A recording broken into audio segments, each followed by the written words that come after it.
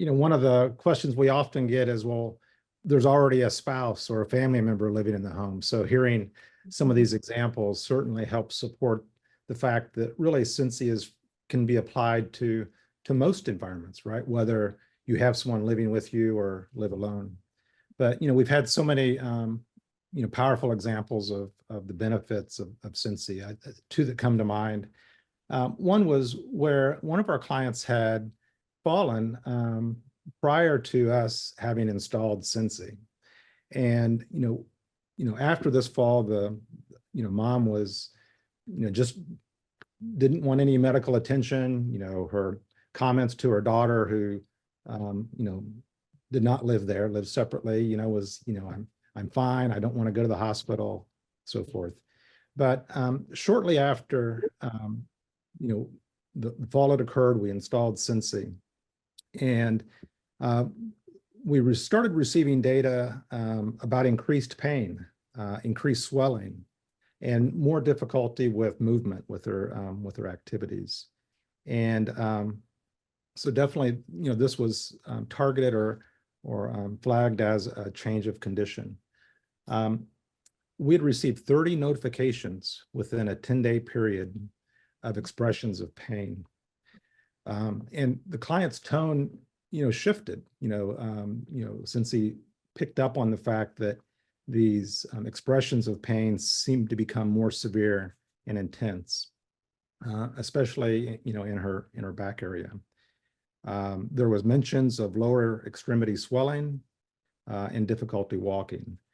And so, what this information enabled us to do was to have a conversation with her daughter and say, look, here's what's happening. We have this swelling, we have this increased pain.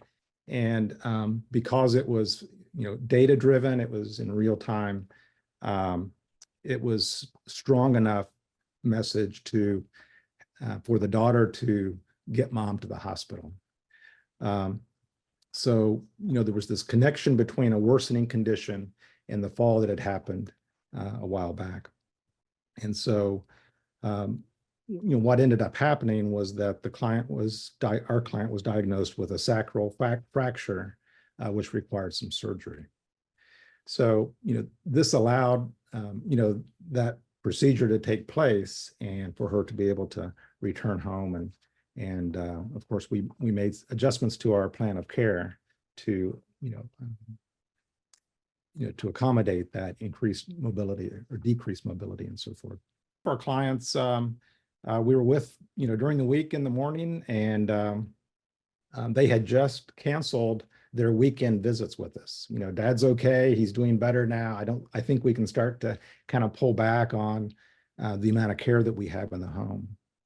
But during the period between when our caregiver left during the day and when the son visits in the evening, Dad fell. In fact, he fell in the bathroom without a phone nearby, and certainly was set up to, be there in the bathroom floor until the son would return that evening.